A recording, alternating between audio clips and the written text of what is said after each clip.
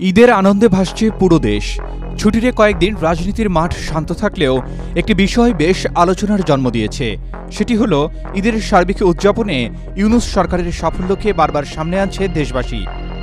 Doctor Mohammad ইউনূসকে আরও কিছুদিন ক্ষমতার চেয়ারে দেখতে চান দেশের মানুষ, এমন মন্তব্য দেখা যাচ্ছে সমাজ পাতায়। এদিকে গত কয়েক মাসে দেশের সার্বিক পরিস্থিতি বিবেচনায় সেনাশাসনের বিষয়টিও উঠে এসেছিল নানা আলোচনায়। আবার এবছরের নির্বাচন চায় দেশের মানুষ ও কয়েকটি রাজনৈতিক দল, এমন আলোচনাও সর্বত্র।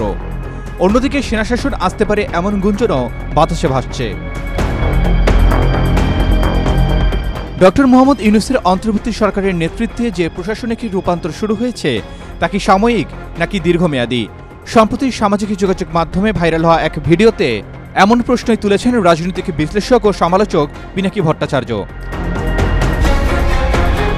স্বল্প সময়ের জন্য আসা অন্তর্বর্তী সরকারও এখন ধীরে ধীরে দীর্ঘায়নের পথে হাঁটছে।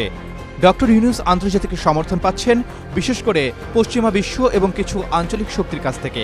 এর মানে কি দেশে কি আর দ্রুত নির্বাচনের সম্ভাবনা নেই? পিনাকি ভট্টাচার্য দাবি করেন, বিমস্টেক সম্মেলনে ভারতের প্রধানমন্ত্রী নরেন্দ্র মোদীর সাথে ডক্টর ইউনূসের ঘনিষ্ঠ বৈঠক ও আলোচনায় স্পষ্ট করে তার সরকার শুধু অস্থায়ী নয়, বরং সুপরিকল্পিত ও দীর্ঘমেয়াদী রোডম্যাপের অংশ।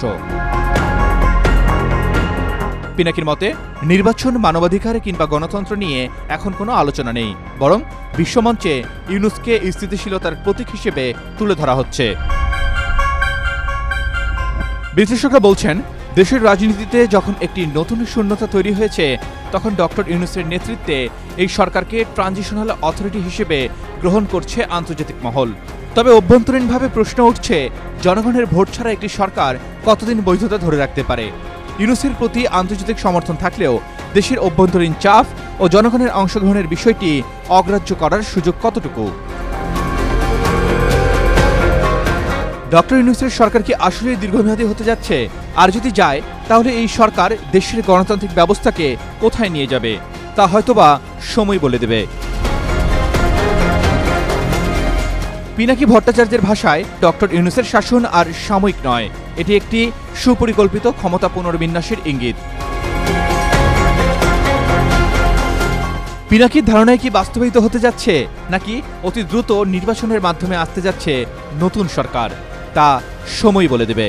আরমান আলী, ডেইলি সান।